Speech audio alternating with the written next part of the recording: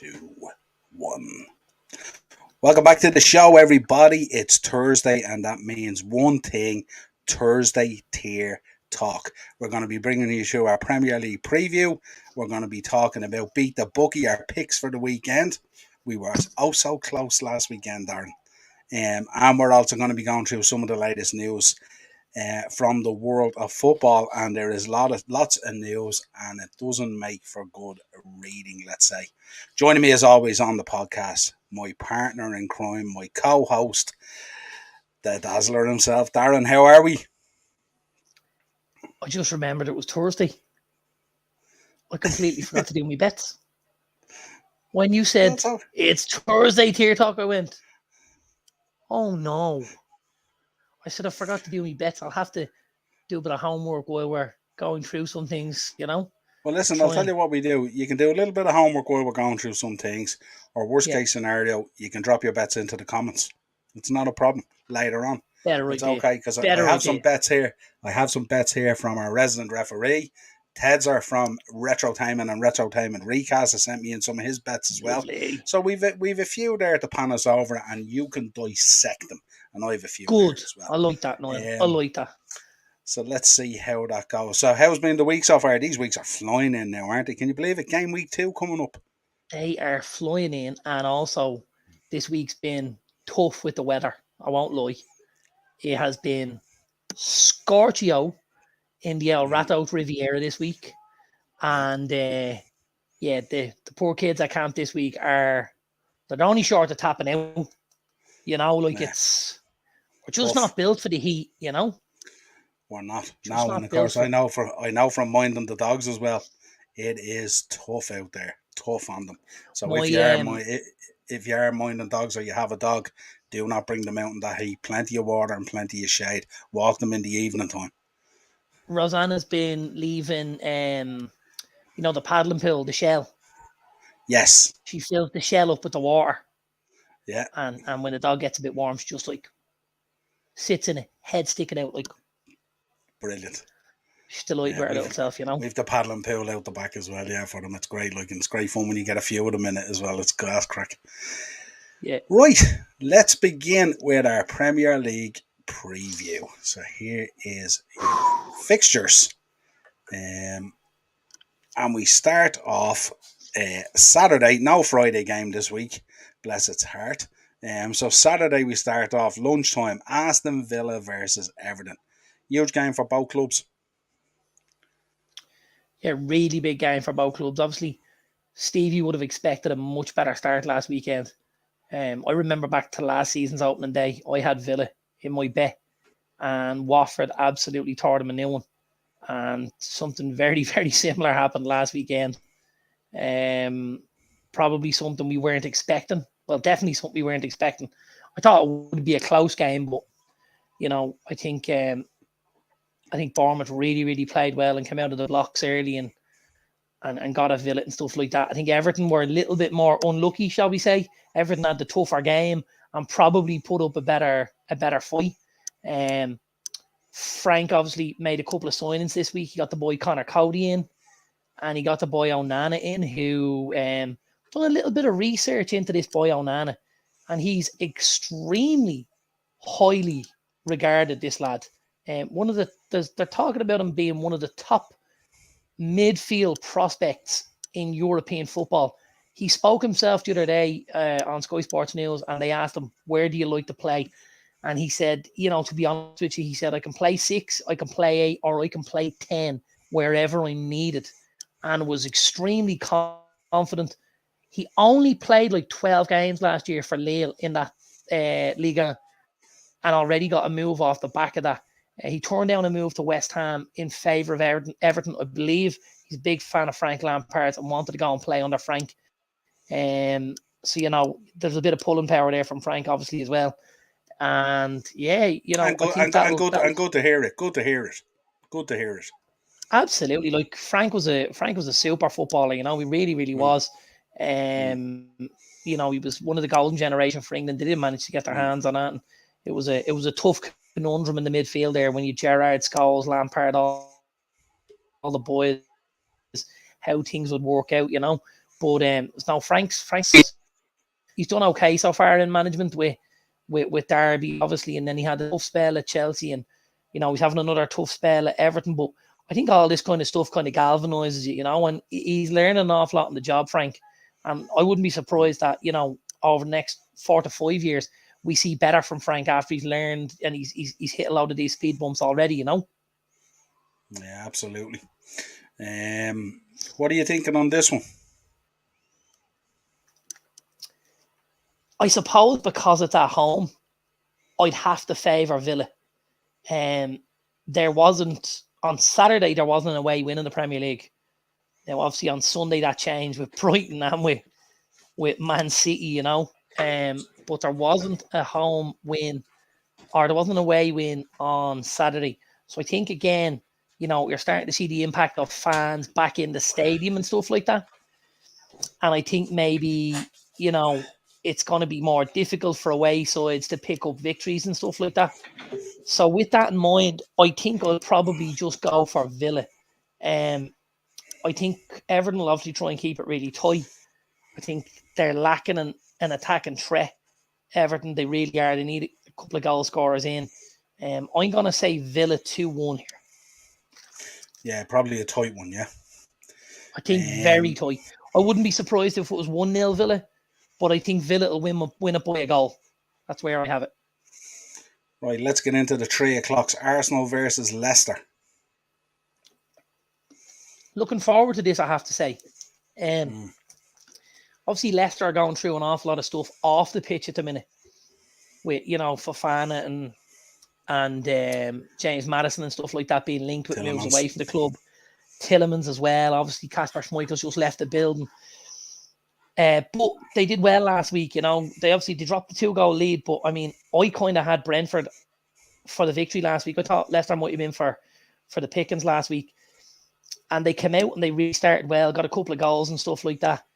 I think Arsenal were very good at times against Palace and then clung on towards the end before getting that second goal. I agree with our resident heel, Morris. I agree with Morris. Our resident fantasy chancer. Yeah, I agree with Morris here. I think this has Arsenal written all over it, but I don't think it'll be a walk in the park either, if I'm honest. Yeah. I don't know, before we get into the next game, did you catch any of the All or Nothing yet? Did you catch today's episodes? I've seen nothing because we have a problem with the Wi-Fi in the house at the minute. Okay. I'm doing well to get to you via satellite link, let's say. So I've now got 6 episodes backed up. Is that right? Yeah. 3 last week, 3 this week, yeah. And then the final 3 are next week. Yeah, so what I might do at this stage is I might just hang on and wait till they're all done. And then maybe watch them as we go on holidays or something like that, Something to watch by the pool, maybe. Good shout, absolutely. I didn't give you a scoreline in that Arsenal game. I'm going to go 3-1 Arsenal. Yeah, sounds like a good shout. Yeah, you'd have to go Arsenal. You'd have to fancy Arsenal, wouldn't you? Heap a little bit more pressure on Brendan there at Leicester. Absolutely. Here's a game I'm really looking forward to: Brighton versus Newcastle. Yeah, this will be a very, very good game, I expect. Extremely tactical game. This will be an extremely tactical game. They're two good, solid defenses. They've built off them, 2 good goalkeepers. We spoke about the boy Sanchez last season. We've spoken about Nick Pope previously as well. 2 defenses that are nice and solid. Midfield work very hard. I suppose both of them, if you're looking at their Achilles heel, it's scoring goals. That would be both of their Achilles heels. But I think we'll see a couple of goals here. I don't think we'll see lots. Again, I agree with what Moritz just said. This is a tough game, certainly on paper, to pick a winner. It's probably a game I will steer clear of in my accumulator. But for the purpose of what we have going on here, I am going to go for a 2-2 draw. 2-2 draw. Certainly Brighton, and then you seen them firsthand last week as well. They didn't look like they were missing Cucurella or Basuma too much. Sure they didn't. They look pretty good, in fairness. And to be honest, and I know, like I imagine with Cucurella and with Cucurella and Basuma leaving the building for close to €100 million, and Brighton haven't done a whole lot in the market yet. Very, very little. I expect them to dip into the market. I fully expect them to, to spend probably anything up to 50 million. I would imagine Brighton are going to spend before the end of the window. Yeah, 21 days to go. 21 days. 3 weeks left. They're going to have to try and bring in a left back to replace Cucurella. They're probably going to want to bring in another centre midfielder just for numbers and stuff like that. And I think they'll probably still look for another striker from goals. Yeah, sounds about right. And what do you think? And somewhere in the region of 20 million a piece, trade them, spend maybe 60. I'd say you're talking about. I'd say you're probably talking 15 to 16 ahead. So I reckon in about the 50 million. That's the type of level they look very comfortable at. If you look at the Neil Maupay's, the Leandro Trossards, the Marc Cucurellas, all guys came in at about that 15 million level. It seems to be somewhere they're very comfortable dealing with, and somewhere they're very capable dealing with, because the boy Cucurella's obviously left. Maupay was their top goal scorer last season, and I have to say the boy Trossard is a smashing footballer. Was very, very good last week. Didn't look out of place. We know he's a Belgian international. And you wouldn't know where he could end up. Yeah, absolutely. And Potter with a bit of work to do then over the next 3 weeks. Not easy to land 3 targets in 3 weeks. Well, he's probably done his groundwork already, knowing the boys were going. I mean, Basuma went pretty early in the window as well. Very early. This is kind of, for me, I think is the banker of the weekend anyway. Man City versus Bournemouth. As good as Bournemouth were last week, Man City very strong at home, I would imagine. This certainly isn't how. It's more of how many.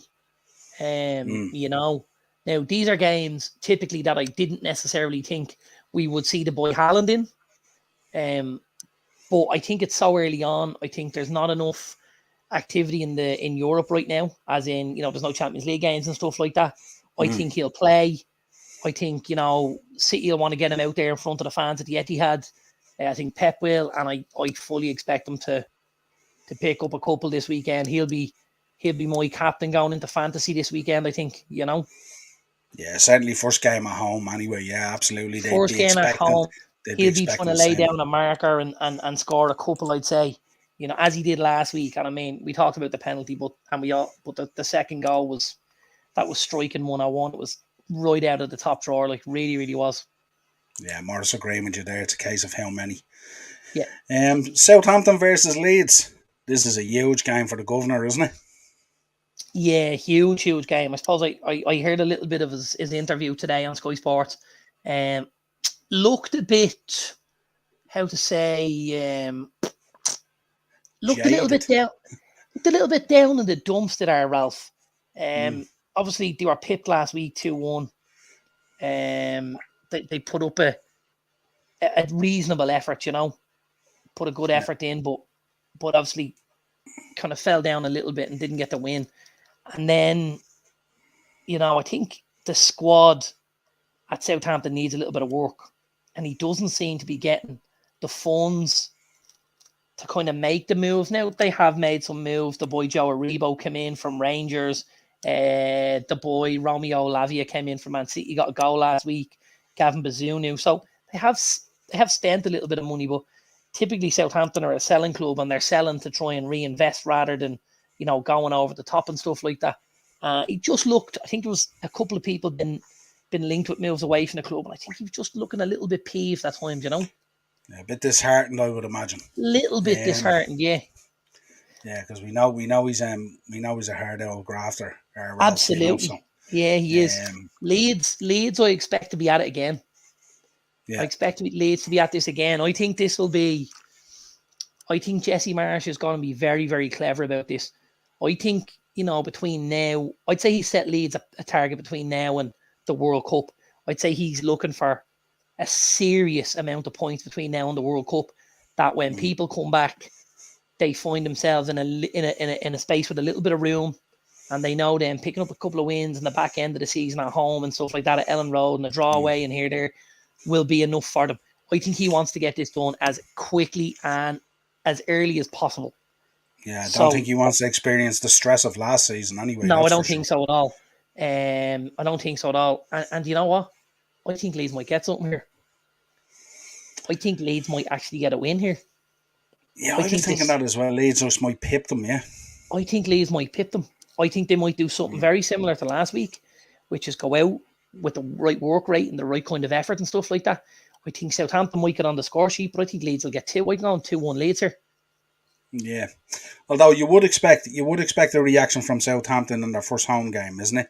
And going to the new White Hart Lane against Spurs is a tough trip, isn't it? It's a tough trip to start out with. Spurs this season is going to be very, very tough for everybody. You know, it was one of, I mean, the only other 2 places you don't really want to go are the Etihad and Anfield. It's probably the 3rd worst game you could have got in the league away to Spurs. You know, out of your 38 games. Yeah, absolutely. Which kind of confirms our kind of talking on the placings in the league that we predicted, you know. So if we're predicting that's the kind of finishing, then we know they're going to be a tough place to go to. Here's another intriguing one: Wolves versus Fulham. Yeah, this could be good. Fulham obviously put a really good foot forward last weekend against Liverpool, and made a much better fist of it than I suppose a lot of people thought they were going to. You know, Marco Silva had them very well drilled. They were very, very clever. You know, they got the boy Mitrovic. They didn't get him on the ball very often, but they seemed to be able to get the ball to him, and they seemed to be able to get the ball to him in the right kind of areas.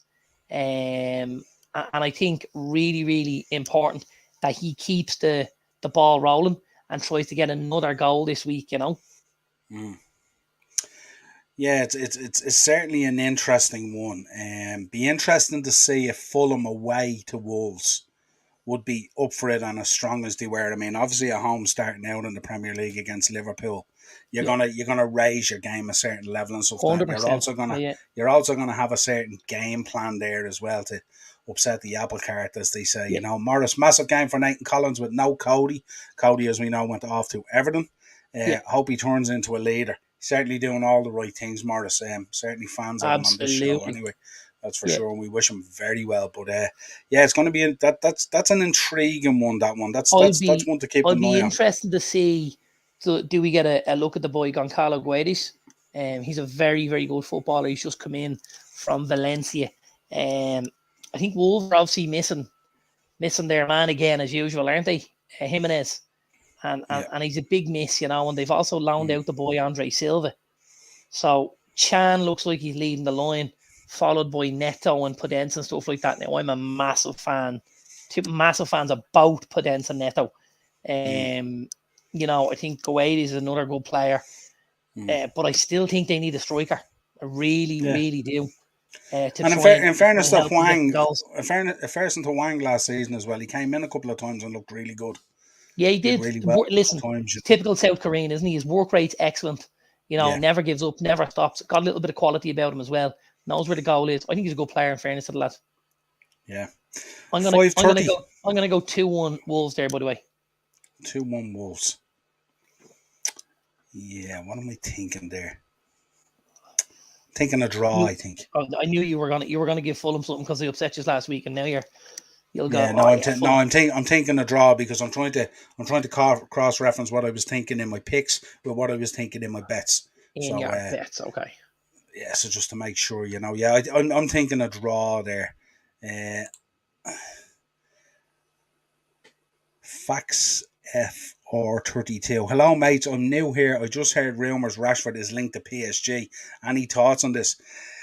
Yeah, we think he is linked to it, but if you know the way kind of like it's contrasting styles really between both clubs, isn't it? Because PSG move like lightning in the transfer window, and United move like a glacier melting over time, really, don't they? A glacier or a glazer? Maybe a glacier. I'm not too. I don't think that happened. What's he got? He's got a year left on his contract, hasn't he? Plus, they've an option to extend another year, haven't they? He's got it. He's basically got a 2-year contract. Yeah. Yeah, and he What's has what's he made. going to He has. cost to what's he going to cost to move you with 2 years left in the deal? It's going to cost a few quid, isn't he? But sure, they're not 60 short to a few 70 bob anyway, anyway. I'd say. Oh, at least I would say. I'd say so. Even with how poor he's been, Yeah, you know. because I suppose PSG would be looking as well at his branding and his imaging is huge as well, and especially coming into a World Cup year as well. So there'll be a lot hinging on that as well.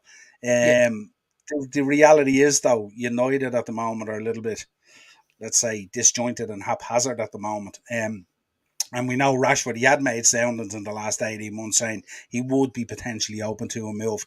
I don't know whether that's reality or not. Do you see a life with Marcus Rashford playing at a different club? Would you yeah, would you absolutely. see it? You would. Yeah, absolutely. I just If think, PSG came in and offered the 70, would you be taking it?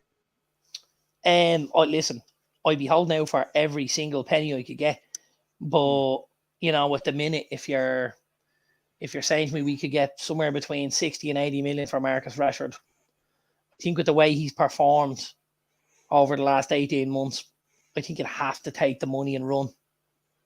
You'd have Maybe to have someone insert some lined. You'd sort have of. to have someone lined up, though, wouldn't you? Yeah, well, I mean, like they've basically got a lineup already, which is the boy Cody Gakpo. I've spoken about him before he was linked with United recently. I've spoken about him like 2-3 months ago on this. He's a really good footballer. This lad plays high on the left hand side, tucks in. He's as good as 2-footed for my money. Mm. I know with PSV at the minute, Ruud van Nistelrooy is in charge, and Ruud is trying to get him to play a little more centrally. He's a big physical presence. Very good with both feet, quick, skillful. He's a really, really good player, this lad. And like at the level you're talking for him, you're talking somewhere between 30 and 40. So if you're getting double your money on Marcus Rashford, you take the boy Cody Gakpo now and you take the extra 40 and reinvest it in another midfielder and a right back or a striker, and that's where I go with it personally. Like, but Yeah, it's just I it's one of those ones, isn't it? It'd be so strange to see Marcus Rashford in a different jersey. I just think it would be strange, that way. It's like I don't know. It's a strange one, yeah, There's probably a lot of kids in Paris at the moment rubbing their hands, going, "We're Mark all in Mark on this." just Mark just our resident referee. Mark, he just came into the chat. He just said the kids in France will be wed fell anyway. Don't think he's wrong. Skill dinners, Absolutely, skill yeah. dinners. Welcome to the show, by the way, Stories and Tales. Good to have you on board there. Mark, Hello. our resident referee, is back in. Evening, lads, looking great as usual. Mark, stop. He was talking to me. No, I'll go away, will you? He probably was, yeah. He wouldn't be a loss at this stage, would he, in fairness? I don't think so. You don't see him capturing his form again, do you? I do, but if I'm him, am I am I inclined to stay United with the way things are going? And is Paris somewhere I will recapture my form a lot easier? I think so. I think he goes to Paris. He plays from the left and can play through the middle. And I think he regains a bit of form in the Farmers League. Probably gets a spot in the England squad, which he's been out of recently. Goes to the World Cup, does a few little bits and pieces, and comes back and he's in a much better spot, And I certainly, as a United fan, couldn't blame the boy for that. Yeah, facts. FR32 back in here again. Personally, Rashford looks like he'll end up on a team like Tottenham or Juventus. Juventus, I could see. Tottenham, definitely not. I don't see United selling him to a rival. They don't want to be strengthening a rival. And I think if Marcus went to Tottenham under Conte, I think he could capture his form really, really quick. Our resident referee is back in again. The kids in France will be well fed anyway. We think Yeah. alike. Uh, yeah, not a bad prediction at all. But I think if he moves away, I think it'd be out of the Premier League, wouldn't it, Darren? I think we'd both agree on that, I wouldn't think so. He's a local boy. we?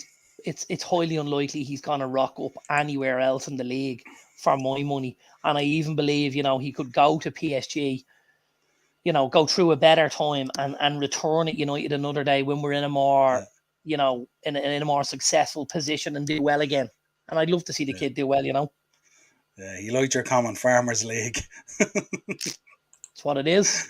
Absolutely. Morris is back. Sancho is a direct replacement. Another underperformer. Yeah, he is, and we've also got Anthony Elanga, who came on very late in the game last weekend, and the boy Leandro Garnacho, another really good player. This boy, we're trying to try him down to a deal as well. So I mean, maybe if Rashford does leave, it frees up a bit of playing time for the boys like Elanga and Elanga and Garnacho, and you don't halt their progression either. Yeah, I felt Just a a bit thought. for the boys last week, coming on with such few minutes to play. It was The kind only of thing really, it the only was, thing I will say is United were about 6 minutes trying to make the sub. The ball wouldn't go out of play. yeah, but remember we were talking about it on the Monday night show, and I was Yeah, saying you really need to give them 20 minutes, don't you? 20, absolutely, 25 minutes, you know what I mean? absolutely. But I think like if he'd have got them on in the 93rd, 94th minute, and which is when he tried to get them on, right? They'd have had 6 plus 5 was 11. Not desperate, Mm, but by the time they came on, it was 89, and then they yeah, ended up, only with 5 or 6 minutes, and it was, you know. yeah, absolutely, yeah. Daz Reynolds is back. Good man, Daz. Good to have you on board again this week. Big up Hey, at Darren. Noel. What bets would you do this weekend and Monday? My bets are coming up, Daz, in about 15 minutes. We're just going to run through the rest of the fixtures, and then we'll be straight into the bets and into the news. So Absolutely. hold fire on that. Facts FR32 was back. Sancho really let us down. I had high hopes for him at one point, but everything seems downhill for him. I wouldn't agree with that necessarily. I think he has a lot of potential, and I think like a lot of players at Man United, he's just gone through. It's a tough period coming out of the back of a tough season as well. A lot of upheaval, both at the back end of things in the club and also at the front end of things club. There's a lot of stuff up in the air at the moment, and when you have that instability there, and you're trying to go in and train and give that 110%, and you don't know on Saturday whether you're going to be beside Ronaldo or you're going to be beside whoever, it's a really difficult thing to do. And I think he's a boy full of potential. I think he'll capture it. We seen it last season at times, although he didn't have the best season in the world. But No. again, he's still only a young lad who's come in with a big price tag and a heavy load on his back as well. I think he could. Certainly, I think if Rashford moved on, he'd certainly benefit absolutely. But there's a lot of pressure there at United at the moment. New coach as well, trying to bed in I ideas. think he'll blossom, I have to say, Sancho. Yeah, I think he and will. look good in pre-season. Look good in pre-season. Yeah. There's a couple of the lads look good in pre-season, and we moved the ball Mm. very, very quickly. And then last weekend it slowed down dramatically, and the speed at which we moved the ball fell off a cliff in comparison to how quickly we moved the pre-season, which Yeah. was a bit of a letdown, to be honest. But Mm. I know last week we had a few guys playing who hadn't taken part in pre-season as much as they would have liked, and then obviously they go into the team, and then that affects the pace you play at, and so we'll have to have a little look at that. Yeah, Morris says he likes Alanga. I do like Alanga as well. The only Yeah, thing I think about him is though he's just would it be fair to say he's just a little bit light? He needs a bit of strength in him or something like that. He's just a little bit light. yeah. But yeah, I He like him a he is lot. a Again, little another bit. young kid.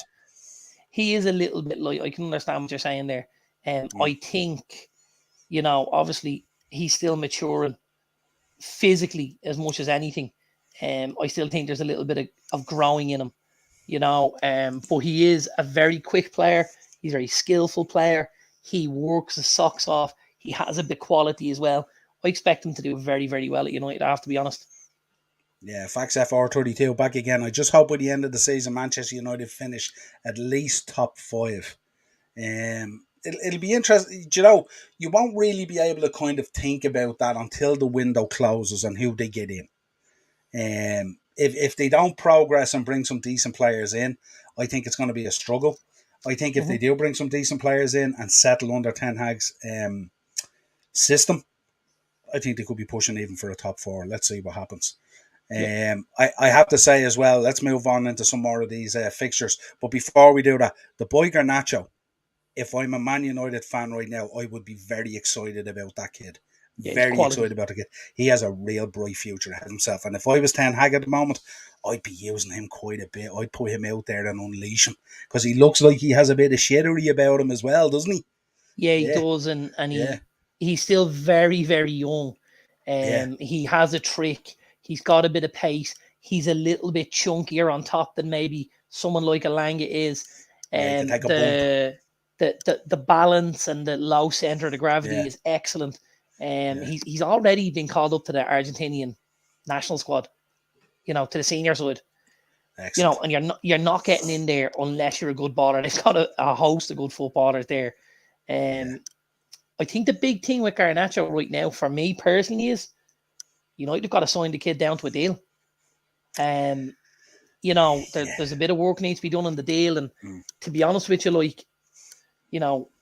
I don't think he's a kid we could afford to lose if we're talking about maybe letting somebody like Rashford leave the building.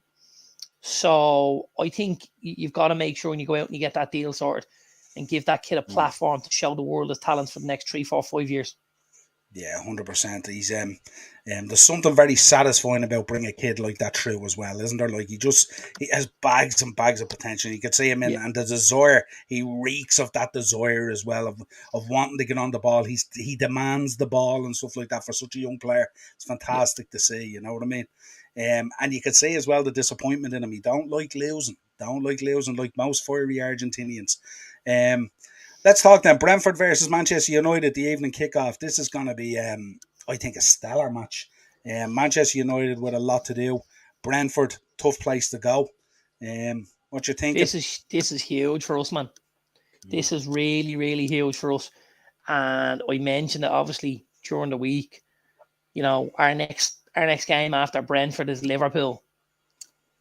And we could very much be in the Arsenal situation.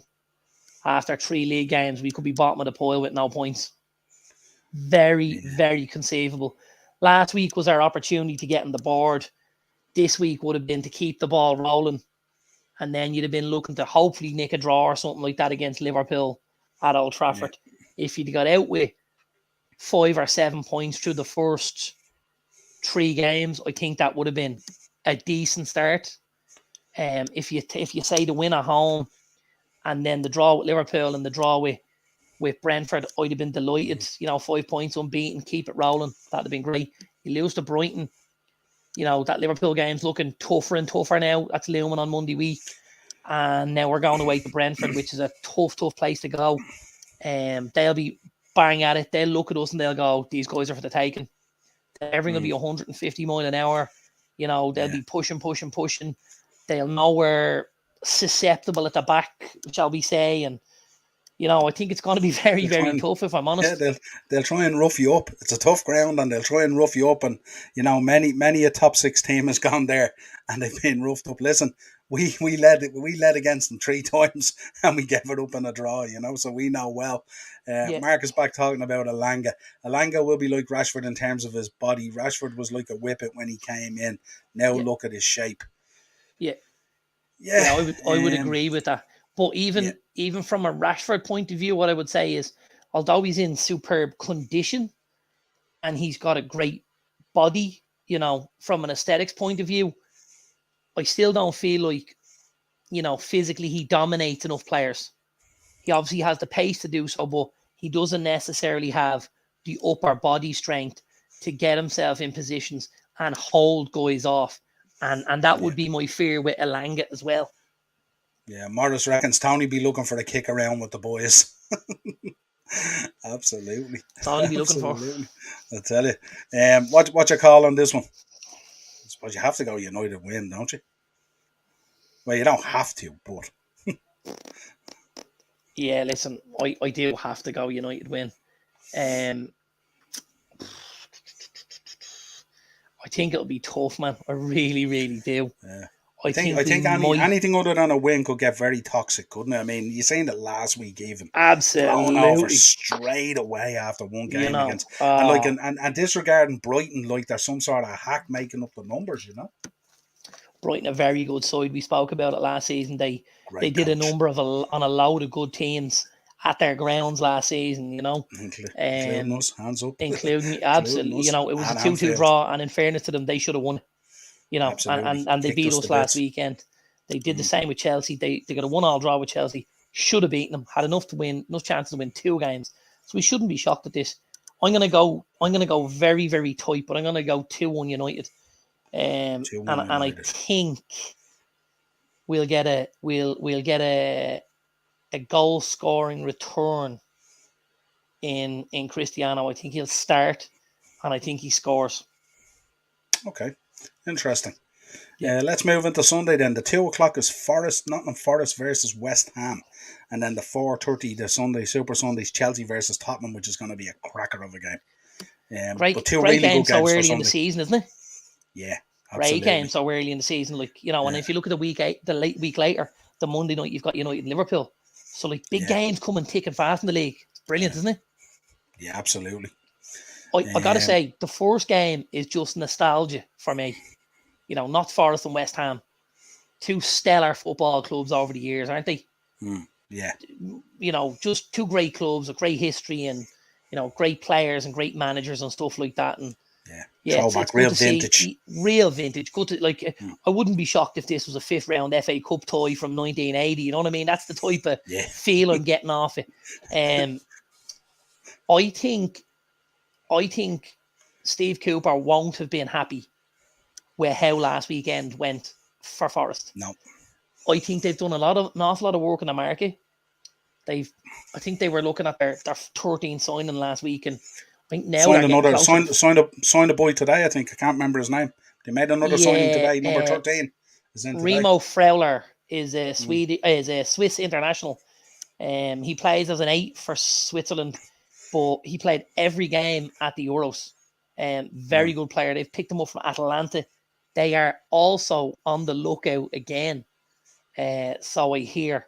So Forest could be looking at bringing in almost 15 players in this window. Now there's plus points to that, and there's minuses. Obviously, the minuses is if you take 15 players in, it's going to take a little bit of time for everyone to bed into that system, to bed into how they want to play and stuff like that.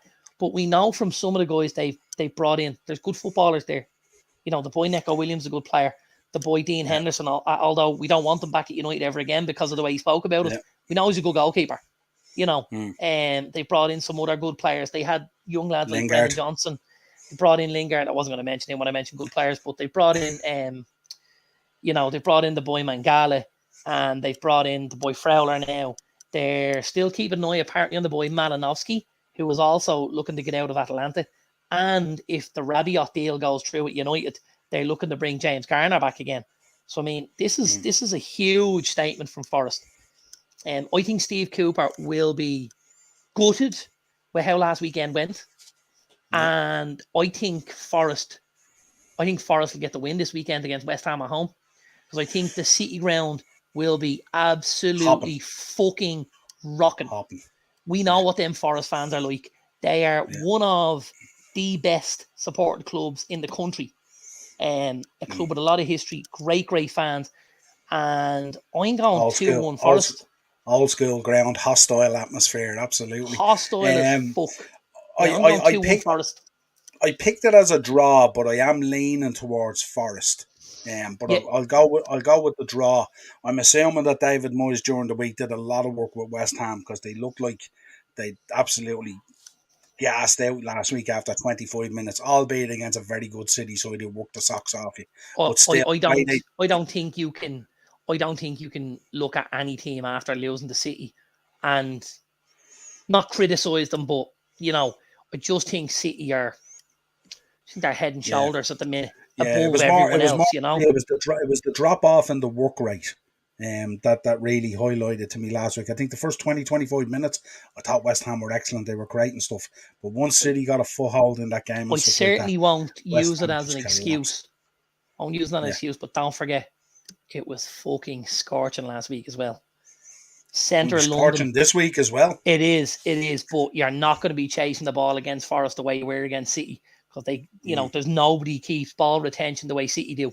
With the De Bruynes and the Rodris and the Fodens and but I do get what you're saying, but I'm gonna go Forest 2-1. Yeah. Well, that's factored into my thinking. It's how much David Moyes might have been able to bring the boys on so much, a little bit more fitness wise or something like that. Morris back in, Conte to do a job at the bridge, 4-1. What you thinking on this one? No, I think he's saying 4-1. Oh, four. Oh, I thought he meant 4-1. Oh, 4-1. No, I think Okay, he's saying 4-1 4-1. Spurs. Yeah, I Okay. think so. Yeah. I thought he meant it was 4-1. No problem. 4-1. Yeah. I don't know what you're thinking on this. I mean, what is it? One win there in 28, is it, or something like that? Is the stat? Not that Yeah. means you know, with the Well, way I Conte think it's is. meant stuff previously because they were going in with this complex that we can't win here. I Mm, don't believe they go in with that complex with Antonio Conte. I think no. when they go in there, he firmly believes they're going to win that game. If you look at Chelsea last week, yeah, I think if you look at Chelsea last week, they kind of flattered to deceive a little bit against Everton. Yeah. I kind of think they need to take a big step up this week, Chelsea, if they were going to beat Spurs. I really do. Yeah. But in saying that, I think we'll see a draw. Do you know something? I think we could see a Spurs win because I think Koulibaly's out with the injury, isn't he? And Thiago Is he Silva, I out think still? I think so, yeah. And I think Thiago Silva's only 50-50. Now, I need to check that. I didn't check it today, but that was the word when I was looking at it yesterday and stuff like that. So Okay. that might change your thinking slightly, missing those two boys. And I know the boy, Malang Sarr, went out. He's gone out on loan to Monaco for the season, isn't he? Yes, that's right. He left and he So, signed on yesterday. So they are when you Christensen gone and Marcus Alonso, who could play as the left back, also gone. There's big holes in that Chelsea defence right now. What are you left with? Trevor Chalobah, yeah. Aspilicueta, and who? Are we saying Kante in there or? No, you're probably going to put Cucurella in there, right? And then push Chilwell on, are you? Is that what you're going to have to do? Dangerous. That's a dangerous game. Well, they just don't. I don't think they have any other option, That's a do they? Really? very, very dangerous game because I just do not think Mark Cucurella is going to play very well as a left-sided centre-back. Not for me. Yeah. Not when you're a marauder. When you want to get the Yeah. ball at your feet and get out of there. Now, maybe they push Chilwell in and maybe they leave Cucurella on the outside because they go, you know what, Ben? You take an awful lot of hits, pal, as a left wing-back. Tuck into the left centre-back role and take a little bit of pressure off yourself going up and down. Leave Allow the that to the boy boy. Cucurella to do it, right? Yeah, maybe. Or you get into a stage where one goes, one sits, one goes, one sits, and they'll just cross over and overlap each other like that. Yeah. And You also, know, but up against Kulichevsky at the moment, who's on fire, yeah, absolutely. What are you thinking on this? What did you go with? I'll go the draw. I'll The draw. go. I'll go the. Will I go the draw? 2-1 Spurs. That's what I'm thinking. 2-1 Spurs as well. But 2-1 Spurs. I did pick the draw prior to digging into understanding about the defence, and then we round out with a Monday night. Liverpool versus Crystal Palace. Liverpool absolutely shocking last weekend. Shocking. Beyond belief. The first 45 minutes was as bad a performance as you'll see from Liverpool. Looks Morris like just I've just had a on the little Chelsea look one. for you there. Looks like maybe Thiago Silva makes it from what I can see at the minute. I think put up going with Kante as well though. Provided he's fit, because I know he's had injuries as well. Well, the likelihood is Thiago Silva, he's probably not going to be 100%. You'd wonder how much he trained this week as well and all, So I think, and from what I hear, I think Thiago Silva's a little bit of a Paul McGrath. I think he does very little training anyway. Yeah. And just rocks up on the weekend and like, right, time to go. So I hear. But that remains to be seen. Let's go Monday then, Liverpool Palace. Monday, Liverpool Palace. Big game for Liverpool. Huge game for Liverpool. Obviously not picking up the win last weekend against Fulham, and then obviously going to Old Trafford next week. Now, listen, they certainly won't be looking at the Old Trafford game with any trepidation with the way they dealt with us last season twice. But Liverpool and Man United is always a game that can kind of go either way. Form goes out the window and everything like that, But I'd expect Liverpool to pick up a win here. But again, I don't think it'll be easy. I think Palace will make it tough. I think I like a lot of things about Palace. There's like one or two things I'm not very, very keen on at Palace. but they're only small things. And I'll just, because we watched Palace last weekend, the boy Vicente Guaita needs to come out of goal. 100% has to come out of goal. Yeah. They brought in the boy Sam Johnson, better with his feet, better shot stopper, better communicator, better in the air, taking crosses. Take out Guaita, put the boy Johnson in. I thought he had a reasonable game last week, but I think they need a right back. They need the Tyler Klein out of there. And I think showing his age. Yeah, I think they're heavily linked with Aaron Wan-Bissaka and a return there. I'd expect, if they brought Sam Johnson in, and if they played Johnson ahead of Guaita and they brought in Wan-Bissaka, I think that'd be two huge changes for them, and it pay big dividends. And I still think they need another midfielder. Now, again, I read today the idea is to bring in a midfielder, but they're slow playing things because they want to see what happens with Conor Gallagher at Chelsea. Apparently, they're still very, very interested in him, and they won't know whether he's going to be part of the Chelsea squad or not until maybe close to the end of the window. I think he'd be happy to go back to Crystal Palace after last season. So it's all about, whether he's free to leave Chelsea. If he is, I think he'll go back to Palace. He'll do a great job. And if he's not, I think Palace will look elsewhere and try and get someone else in. Yeah, I think Palace does 4-0 there to the Reds. I think that's probably going to be a stretch. I think it's going to be tighter than that. I think Palace are a physical side. I think it comes down to two things. I think one, Núñez definitely starts. And I think two, the midfield is going to be crucial. Because if we open up with a Fabinho, Henderson and James Milner, we're going to have a real problem there. So he has to go with a Harvey Elliott or a Carvalho or something like that. There has to be some sort of creativity in there. And even, I'd have those two boys in before I'd even have Keita in, to be honest, at this stage. But the midfield decision is going to be absolutely crucial. And again, we're going to have to expect a hell of a lot more down the flanks from Trent and from Andy Robinson as well. But safe to say, massive improvement needed, especially against a team like Palace. And we can ill afford to drop points at home this early in the season. Yeah. Morris is back as well. He says Palace need a clinical striker. They do, yeah. I mean, Saha's kind of like, I don't know what way you kind of describe him. He's just kind of like... Well, I mean, he's not a striker for a start. He plays from the left-hand side. Last week, they started up front with the boy Odison Edouard, who looked way off the pace. The boy Jean-Philippe Mateta came on and made a much better fist of things, kept the Arsenal defenders much, much busier. Again, on Palace, I have a thought, and I'd love to see it. I don't know if it's going to happen today or tomorrow, but Palace have four of, they certainly have three of the youngest, most exciting footballers in the league, right?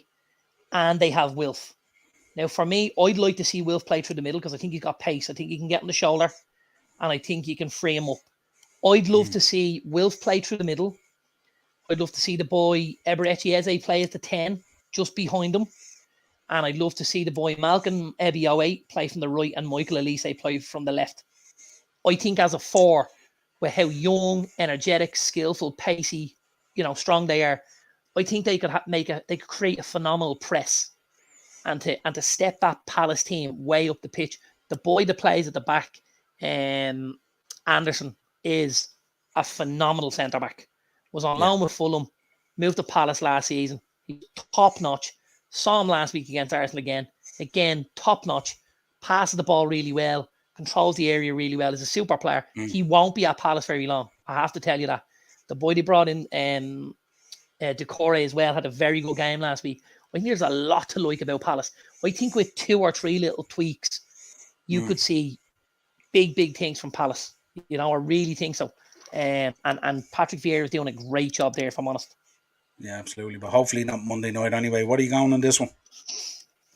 I'll go 3-1 Liverpool. 3-1 Liverpool. Yeah. I think it'll be a little bit tighter. I think it'll be 2-1. I just think they're physical. Palace, I think they'll get stuck in. As you said, that boy Mateta, he's a big guy. He'll go in there and he'll rough Van Dijk and Matip up and stuff like that. And I just think we won't he will have it all provided our he own plays. way. Like last week he played Edward, and the other guy who frustrates me, beyond belief is Jordan Ayew. Like to think he plays, he's such a conundrum, isn't he? Yeah. To think he plays, and the boy Ebioe was on the bench last week. When he brought him on, Ebioe did way more than Ayew did in 4 times the time. I'd I be suppose lucky to the one get. thing I'd the be one thing lucky. about Vieira though is he recognises that stuff and he doesn't mind making change. Sure, he doesn't. In fairness, No, he doesn't. He doesn't. I think yeah. again, I'm a big fan. I think he's doing a great job. Yeah. Right. That's it. That's it for our Premier League preview. Let's get into our favourite part of the show, Beat the Bookie.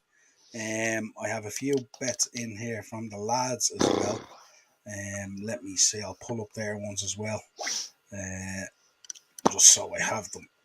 Where are we? I wonder if I can Mark. get a little. Let's have a look here. I'll So venture Mark, through here and see what I can get. yeah, I'll go with Mark's anyway. Mark's goal scorer, anytime goal scorer that he has sent into us is 17-1. Our resident ref. He went with Joe Aribo, who you mentioned earlier. Yes. Bukayo Saka and Kevin De Bruyne. Exactly. Three of them returned 17-1. Not a bad bet at all. Southampton are home against Leeds. Okay, yeah, all right, it's not too bad. Yeah, Arsenal entertain Leicester and Man City, Bournemouth. Yeah, so nothing majorly, out there about that, is there? Yeah, this is where you put on your guessing hat. This is the championship one, right? So we've got Luton versus Preston. We've got Millwall versus Coventry and Blackpool versus Swansea. The bet returns 70-1, nearly 69.2. They're huge odds. Right. So the first boy he's picked is off Luton. Luton versus Preston. Luton versus Preston. Harry Cornick. And no, it's a Luton player, yeah? Harry Cornick. No, Elijah Adebayo. Yeah, Adebayo, yeah. Adebayo, yeah, he's 2-1. Then he's going with a Millwall player next. Millwall versus Coventry. 11-2 is the odds on the player. Millwall versus Coventry. He's going for Murray Wallace. No, Scott Malone. Scott Malone, okay. Scott Malone. And then the final one is obviously a Blackpool player. Yes, as always. At 13-5. 13-5, so he's a little bit better than 2.5s.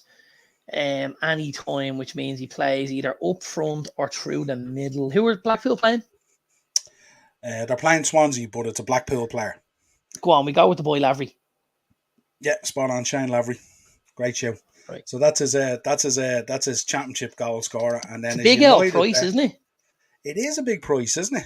But for 3 goal scorers. You can find that in the championship, though, can't you? Oh yeah, 100%. Yeah. So then he did a kind of a double here on Brentford versus Man United, and he has follow on from what you said earlier, Cristiano Ronaldo to score anytime, and United to win 3-2. Okay, so he thinks it's going to be goals. 32-1. 32-1 for that. Again, not a bad bet, but a good few goals in it, all right.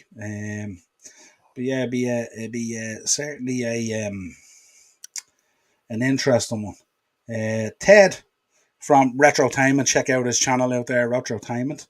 He has his goal scorer one, which is 43-1. He's going with Gabriel Jesus. He's going with Erling Haaland. He's going Mitrovic. He's going Darwin Núñez. And he's going Marcus Rashford. That's his goal scorer one. 40, just shy of 44-1. What's your thoughts on that? Absolutely nothing wrong with that. That's a great bet, Ted. That's a smashing bet. If I was if I was thinking like that, I'd have a go with that. I think that's a lovely bet. Yeah, and then he has a nice little treble here as well that you might appreciate. Nearly 30-1 here. So he has Newcastle, Leeds, and Fulham. Okay. Tidy little treble. Wolves versus Fulham, Southampton versus Leeds, and Brighton versus Newcastle. Tidy little treble. Mine will go against that slightly. Mine will go against that slightly. Well, we'll get to mine in a minute because I'm still building. Yeah. I'm on my second one for you. I'm a good lad like that. Yeah, no problem at all. So that's what was sent in to us. Let's just check out the comments here again. Daz is back in the comments. This is my lineup, Niall. Alisson, Trent, Matip, Virgil, Robinson, Fabinho, Henderson, Elliott, Salah, Núñez, and Diaz. I don't know whether Salah, Núñez, Diaz yet. Totally agree with that. The back basically picks itself. I don't know whether you can play Henderson and Elliott. They tend to switch, don't they? I'm not sure whether that would work or not. They're both probably on the same side. Um, you'd have to play either Elliott or Henderson, I think.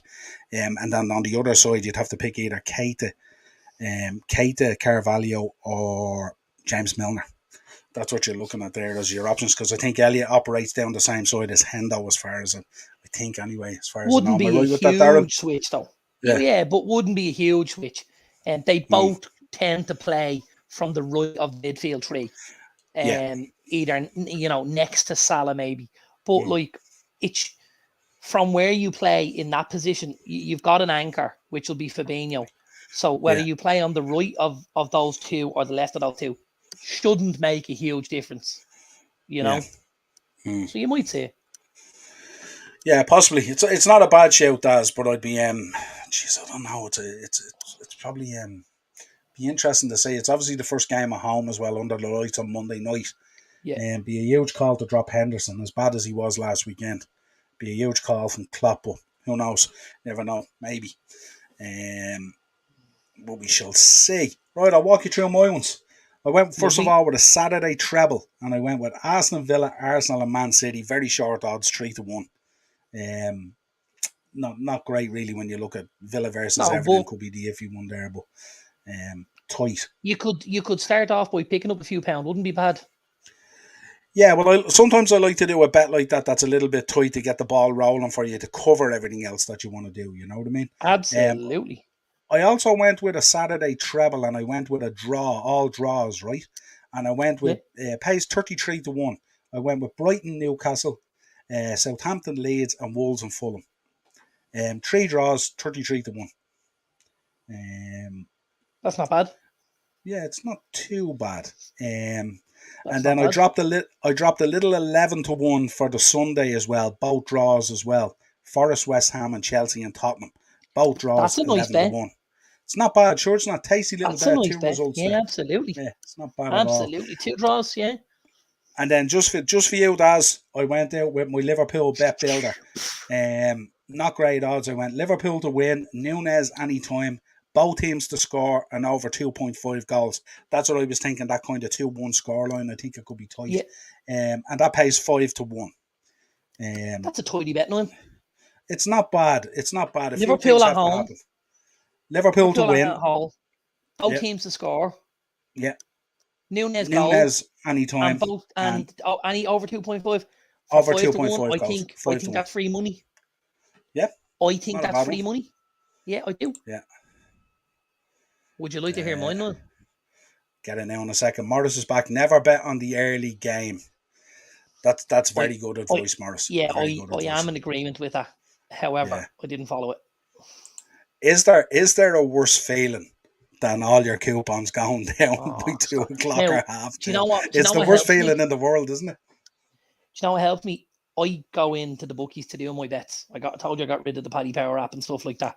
Absolutely. And I typically go in to do my bets. I go in between 2 and 3 o'clock after the teams have been named, because I like to see who's playing, who's starting, what matchups are going to be important in the games and stuff like that. It's a little bit going on up here, But so the early game I tend not to bet on, just because I'm in work and I don't get to the bookies till after 2. In saying that though, when I'm picking my bets for Beat the Bookie, I just look at it from, the point of view as what I expect to happen. So that's what I've gone with, yeah? So I have 2 for you. All right? Yep. And I'll call them out to you here, because I managed to scratch up a little bit here while I was busy. So cool. I am going for a little accumulator. Okay. All right? I am going for Aston Villa at home to Everton. Yeah. I am going for Arsenal at home to Leicester. Yeah. I'm going for Wolves at home to Fulham. Okay. And the little kicker, which helps the price, I'm going for Leeds away from home against Southampton. That's a little price, 14. Say, is it? Well, it's 18-1. Yeah. Yeah, I was thinking that's not bad, Noel. Yeah. No, that's decent. That's all right for 3 homes and 1 away. And I mean, you'd have to think Villa and Arsenal are good bets. It's you're you'd expect them to get over the line. The two ones you're looking to hold up is Wolves and Leeds. That's Leeds. what's going to make or break the bet for you. Yeah. And I just said I'd do another because I like the goal scorer bet. I did 4 goal scorers as well. Okay. So in the early game, in the Villa game, I fully expect Philippe Coutinho to get on the score sheet because it's Everton. And he used to like an goal against Everton in his time at Liverpool, and I think he'd like one again in his time at Villa.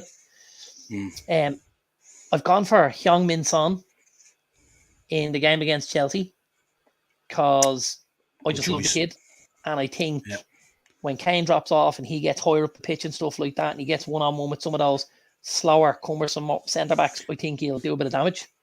Yeah, he's kind of due one as well. He should have had 2 last week. He was unlucky. Should have had 2, yeah. Had him in my team. Should have had 2. I know Cristiano Ronaldo. I do think he starts this week, and I think if he starts, he scores. And I expect United to be much, much better this weekend. And I think if they create, I think he'll get one.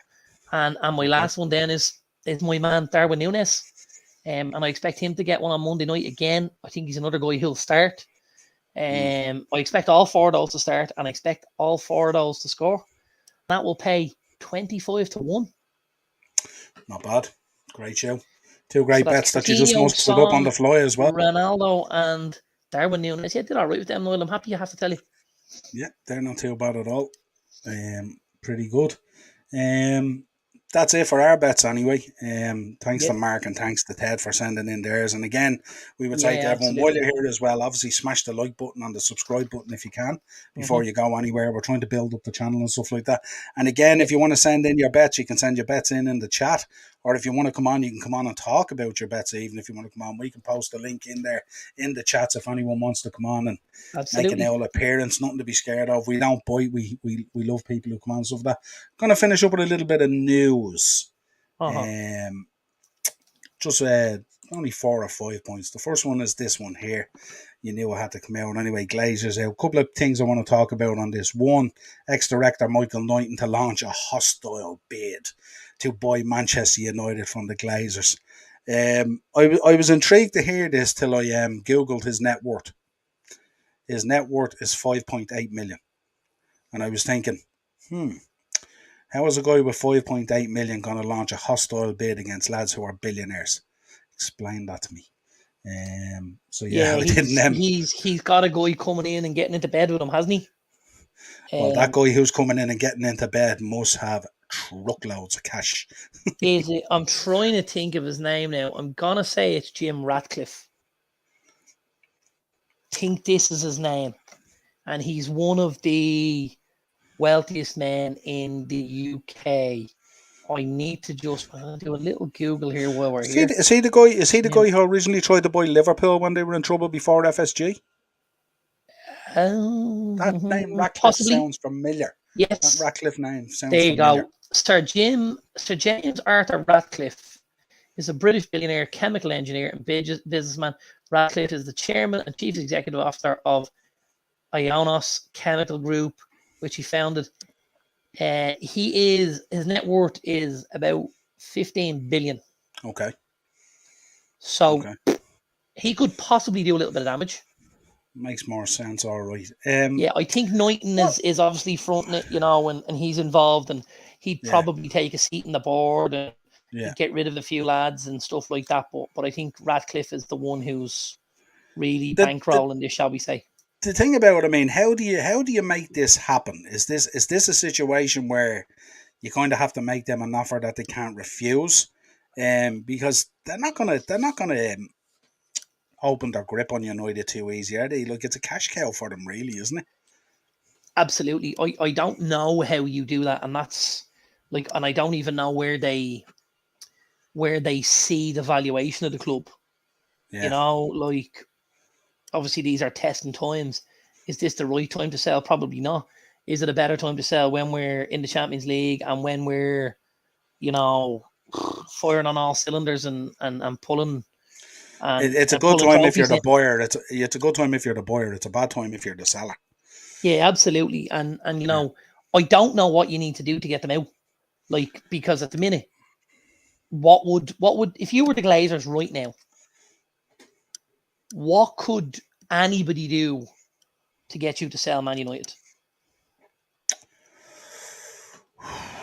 I don't know, like, because I'm sitting there, these guys are just pulling millions out of this willy-nilly. They've straddled it. They basically bought it on debt for 600 million. 15 years later, the debt is still around the 600 million mark. And they've taken almost and 2 billion out in they've taken almost 2 billion dividends out. You know and what in I mean? So payments, it's, in interest payments. yeah, so like how do you get the, like, Why would anyone sell that? It wouldn't be for me anyway. I wouldn't be. Well, I mean, the only way you sell it is if they come in with a massive bid. That's something huge that convinces them to do it. But I suppose the key thing for United is the 600 million quid worth of debt there that they're straddled with. That'll have to be sorted. There'd have to be some sort of an agreement on that. That would be the big thing for me. That would be.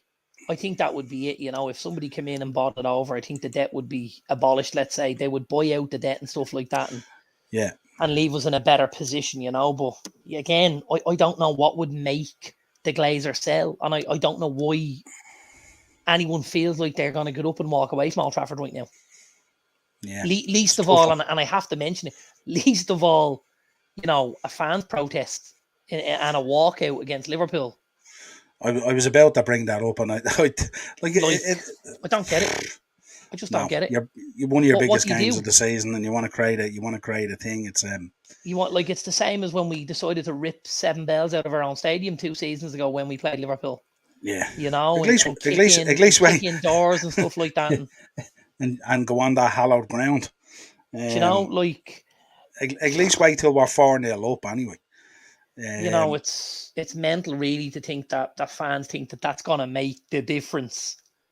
You know, it's absolutely not.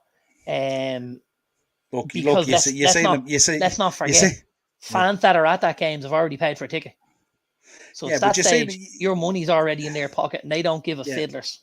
But you see the Glazers even at the Brighton game, like, they're just tripping over their wallets. They're just it's a game to them, really. Daz is back with his accumulator for Saturday. Arsenal to beat Leicester, Brighton to beat Newcastle, Leeds to beat Southampton, Wolves to beat Fulham, Brentford to beat United. 4-9, 13-10, 21-10, 11-4 for Brentford, and 5-4 for Wolves to beat Fulham. Not a bad accumulator. Some of it's mixed in with our thinking. Yeah, some of it is alright, absolutely. The Brighton Newcastle one for me would be iffy, and the United one. Yeah, the United one. I've actually gone with the other 3. So I've gone with Arsenal, I've gone with Leeds, and I've gone with Wolves.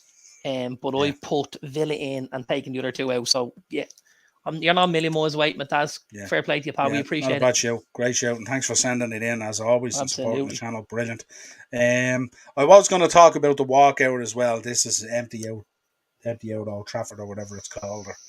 I don't get it. Listen, look, it is what it is. It's weird, you know. Are we now turning our back on our players on one of our biggest games of the season? What kind of message does that send to our new manager who's there on the dugout and who's working with these guys day to day in order to make this team better? And we get to a game against one of our biggest rivals, if not our biggest rival, and our fans decide we're here now, let's walk out and prove something. What are you proving? That you're fucking stupid? Oh, fair play to you, lads. Well done. Top of the pop. It was kind of like I was looking at highlights. I was looking at highlights during the week of the March as well that you got encapsulated in while you were there last week as well. And the amount of lads walking in that March with the brand new jersey on them and stuff like that, it's kind of, the hypocrisy of it is kind of weird, isn't it? That you're throwing money into their pockets and you want them gone. And I'll be very, very honest about that March. And I don't want to tar anyone with a brush. Yeah. Yeah. However, there is an element when we speak about marches, of people, be it if it's a march to do with cost of living, if it's a march to do with the Glazers, if it's a march to do with whatever the march is about. You've always got a core group of people who have strong views on this, and they're the people who would set up the march and who've been running the march and stuff like that. Yeah. And then what you get, this is what annoyed me, and this is what I saw. Then you get these young lads who have had a few too many cans and feel a little bit bulletproof and want to go and march and be rebellious because they've got police flanking them on either side, and we're hard men and we've got our Stone Island on, and you're like, get a fucking life, pal, will you? Get an absolute life. And yeah, there you go. That's the kind of thing, Morris. With their Stone Island jackets on and their can of fucking, Eastern European lager in their hand, and they're giving it all this with their fists. And you're like, lads, you're 20. Like, what are you talking about? You know nothing. Like, you need to live life before you're going to go and start walking in and start marching against things. Like, fuck off and jog on. Meanwhile, the boys are upstairs having caviar and champagne and laughing. Do you know what I mean? And don't forget, absolutely. If the boys look down and open the window and says, lads, just want to pop up for a bit, they'd fucking be like shit off a shovel getting up there. Yeah, absolutely. Timo Werner got his move back to RB Leipzig, but he made the point when leaving. He said that he had a good time in England. This was just kind of an unfortunate situation, wasn't it? Where this was as good an example of the Prem not suiting a guy. What was your thinking on it overall? I mean, I was happy to see him go back to Leipzig. I think it's been tough for him at Chelsea. Yeah, 100%. And sometimes things just don't work out. Now, we've spoken about lots of good players who've come to the Premier League and things haven't worked out. Look at that Chelsea number 9 jersey. Lukaku hasn't worked. Shevchenko, Crespo, Mutu, Kezman, Torres. All of these guys, okay, Torres had a good spell at Liverpool. All these guys came into Chelsea as a striker, as a number 9, as a forward. It didn't happen for them. There's a lot expected at Chelsea. And I feel like sometimes maybe there's too much pressure put on those lads. And I have to say, like, I like Werner.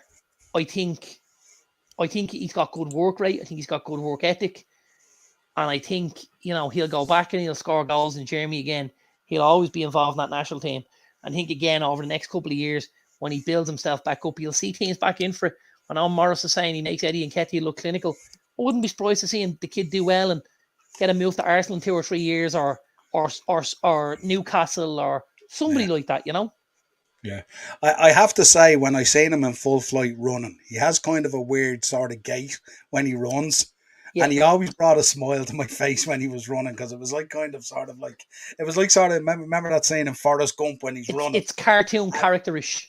Yeah, and he's fully stood up. He's upright running, and the arms are just going.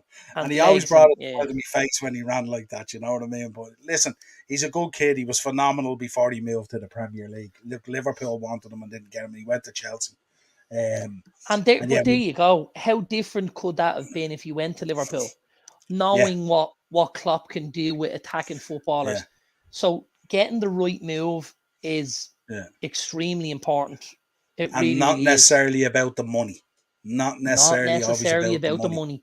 Yeah, 100%. Absolutely. Here's an interesting one. Wanted to get your thoughts on Arsenal and both Liverpool linked with a 40 million offer on the table for Villarreal's Yeremy Pino. Yeah. Good footballer, this kid. Very good footballer. Is it someone I see Arsenal or Liverpool throwing 40 million at? I probably don't think so. I think if you're looking at Villarreal, and I'm going to do it again, Niall, I think if you're looking at Villarreal and you're not looking at Arnaud Danjuma, there's something wrong. The kid Pino is a good footballer. He's very, very good. He hasn't necessarily proved himself anywhere else yet. Obviously, Danjuma's playing a bit of football with the Dutch national squad, and he had a reasonably good time with Bournemouth as well, don't forget. So he's done it in the Premier League, he's done it in the Championship, he's done it in the Champions League, he's doing it now at international level and in Spain. He's taken a lot of boxes.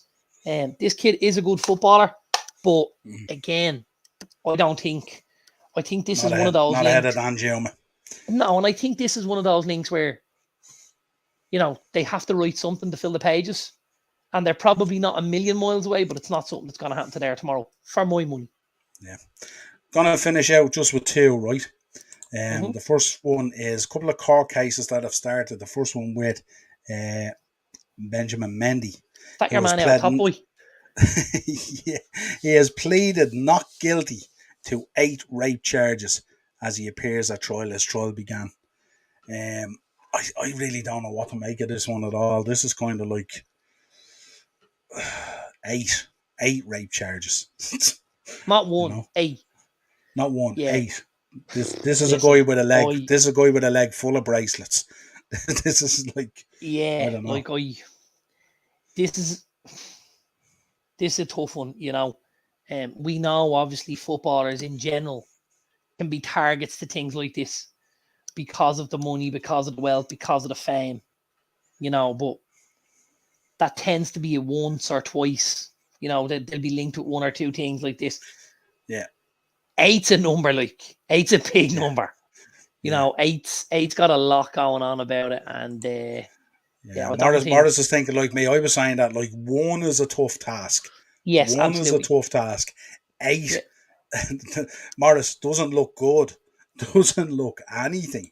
No, not at all. If you go back to the olden days, 8 wouldn't have even gone to trial. 8 would have gone straight to the gallows. Yeah, I'd imagine this is the last we'll see a Benjamin Mendy. I know the trial is going to go on for 4 months, but I don't expect to see him in a football jersey after that, if I'm honest. Yeah, unless he's playing for HMS something or other, in the prison league or something like that. But it's going to be a tough one. They might ship him into the guards league as a left back, or even push him as a left. Something tells me on this, some information is going to come out on this, and it's going to be quite dark and tough for people to take. Not dissimilar to this lad who's in court at the moment, and there is some crazy stuff coming out, talking about punching his missus on the ground and forearm smashing her maid at the same time and all. This guy sounds like he had a trial for WWE or something like that. But his ex told the jury recently, she was a slave to his every need and every demand. And I was hearing today some excerpts from the trial as well, that apparently he smacked her over the head, or he threw a laptop at her, and she barely had any recollection of it and stuff like that and all. And apparently the courts got then transcripts from text messages back and forward over the next couple of days after that, and it was all kind of lovey-dovey and all and stuff like this. So this is kind of like, this is a guy with a lot going on. Yeah. And this was the golden boy of Man United. This was the kid that came in with the locks and the sidewind and going down the wing, and he was Ryan Giggs, and he had everything Ryan Giggs, and it's just you just don't know what goes on behind closed doors, and really ruining a lot of memories for me, I have to say. There's our boy Davey. David, yeah, he'll be playing for the main machine quicker than City. Yeah, you're dead right, Davey. Dead right. I tell you, it probably wouldn't be a bad prison team, really, if you had Mendy on one side playing left back, is it? And then you had Giggs on the wing. Mason Greenwood playing up top high on the right, and Thomas Partey playing through the middle. He's getting better all the time, isn't it? Would you get Champions League with that? Greenwood on the right, Giggs on the left, Mendy left back, and Partey through the middle. Who would manage them? If you had to pick a manager, it's got to be Harry Redknapp, hasn't it? Harry Redknapp or Big Sam, I was thinking. Has to be Harry Redknapp. Has to be. Yeah, Harry Redknapp. All right, boys. Big Sam. Yeah, absolutely. That's all I have in there. Welcome, David, anyway. Thanks for that. Yeah, I was thinking the same thing. Absolutely. Mean Machine be class, wouldn't it? Get Vinnie Jones maybe to manage them. That'd be pretty cool, wouldn't it, as well? Yeah. We'll keep an eye on both these court cases, of course. They're very serious. I wanted to finish up and just ask you, if things go wrong in that court case with Ryan Giggs, and he ends up getting a custodial sentence or a civil case or whatever it is, and it seems to be getting darker and darker every day with what's coming out. Very much so. What's your feeling on it as a United fan? because we knew this was kind of coming down the pan for a while. So actually, myself and David spoke not necessarily about gigs in this instance, but about other players that, you know, maybe United have been linked with recently and stuff like that. And I kind of said, morally, and you know, when I say this, a little bit tongue in cheek, but also at the same time, you know, I have said previously, if I thought the Saudis had come in and we'd be back winning trophies, they could stone a few of my kids. Like, so, you know, let's not forget that, right? But so for me, I'm a United fan. I just want them to win. I want them to win at all costs. But and as David reminded me, because he's a good lad as our David, you know, morally, it would put Giggs in a very, very different light, to be honest. I have to disagree with Morris. I don't think he'd lose his credibility for throwing the leg over his brother's missus. I genuinely don't. I'm not joking when I say that. Like, you know, she was in the bed as well. This wasn't a one-way thing, you know. So there was obviously something going on there. But, you know, if all this is proven, obviously, with the ex and stuff like that, it'll leave a very bitter taste in the mouth, and one that maybe I wouldn't want associated with my football club. Let's put it that way. Okay. Just wanted to get your thoughts on it because, as we said, we'll follow it closely because obviously we're hearing a lot of stuff at the moment from, it's kind of nearly one-sided and stuff like that at the moment. But what's coming out at the minute certainly is David will be really proud of me after that. Morally, like, he'll be like, good man, Daz. Good man, Dazzler.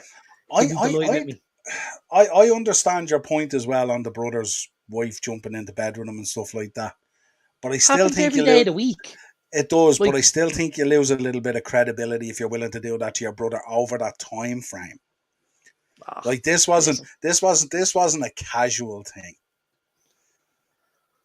No, but it was what it was. Like genuinely, stuff like that. I'm just like, listen, happens every day. It's a regular everyday occurrence. Right now, you know, like, I'm not going to go naming names, but like, I know loads of blokes doing it. So yeah, absolutely. They're not bad guys. You know guys as well. They're not bad guys. They're just doing something that, you know, they shouldn't do. But like, it's not murder. But that's from that point of view. But from the point of view of, you know, what Giggs has done with his own ex and the physical stuff, and because it does seem to be, a lot of this seems to be, you know, almost like mental torture. That's not good, and that's not anything we condone, and that's not anything we want our kids to look up to a guy like that and go, you know, we want to be like Ryan Giggs. That's not cool, and I'm not happy with that. Yeah, David, so proud, buddy. And then it was worth it for the Paddy Power ad Rodri did afterward. Certainly, that was absolutely quality, brilliant. And I've seen him actually. He's on the podcast circuit at the moment. Yes, that's right. He's coming out with some stuff at the moment, saying he still feels for his brother and stuff like that, and all. He's going through a tough time and stuff like that. But yeah, I was in Paddy Power are very, very funny, you know, in general. And their ads are always very good. Yeah. I was in a Paddy Power shop. I do the lotto numbers, the Euro lotto numbers, on a Tuesday and a Friday. I pick three numbers. The three numbers pay 1,500 to 1. So I do them main draw plus draw on a Tuesday and main draw plus draw on a Friday. So it cost me 20 quid. But if you can get the three numbers, you pick up 7.5 grand, and it's only three numbers. So I've done it in the past. I will do it weekly, you know, whatever, blah, blah. But I was in the Paddy Power shop the other day, and while I was there, it was the night Rangers were playing, and Paddy Power was doing a bit of yapping over the Paddy Power radio, and he was talking about our boy Andy, who's a shop manager and a Rangers fan. He said, I'm not sure who did the interviews there, but we'll have to have a check into it. The HR department have questions to answer, and I just thought it was so funny the way he went with it. Like, it was... No, they're brilliant. Morris back on. He says he'll try to get Rodri on the show with you, and you can discuss it with him, Darren. Yeah, we love that, Morris. We'd love to have a good chat. He'd be an absolutely cracking guest as well, absolutely, because he's he's very entertaining and he has some great stories to tell, even from his own life and stuff like that, even outside of all that. Like, so pretty cool. Yeah, great guest. We'd really like that. That's it, my 100%. friend. Another Thursday tier Another one talk. in the bank. Another game week 2 coming at us thick and fast. Don't forget to check out tomorrow evening. Fantasy Chancer game week 2 will release at 7 o'clock. So check that out if you're constructing your teams for the weekend. I think I might stick with Rafinha. What do you reckon? That'll tell you. What are That'll we? tell you. That'll tell you the interest I have in it. What are we telling everyone about next week, Niall? How's the next week or two looking? Next week, I'm going on holidays, and then Darren, I think you're just the following week, are you? Or you're the I'm the following week, shortly yes. after? Yeah. So next week, Monday, we'll have the Monday mashup as usual. Yeah. Then on Thursday, I'm going to be in Florida, so Darren is going to be taking on the show on Thursday on his own. Which I'm going to really look forward to. I might actually tune in and jump in the comments and give you a tough time, start lashing comments at you and stuff like that. So you can feel the pressure that I feel every week. And then on the weekend, I'm going to drop a preview for the Man United Liverpool game. Then on the Monday, we may or may not have a show. I'm not too sure yet. And then I'm back in Ireland on the Friday, I think it is. So we'll see. We'll work it out anyway. You'll definitely get content going out anyway. And if any news breaks or anything like that, so we'll jump on to do short shows and stuff like that when we get a minute. But the next 2 weeks kind of is going to be a little bit all over the place in terms of podcasting.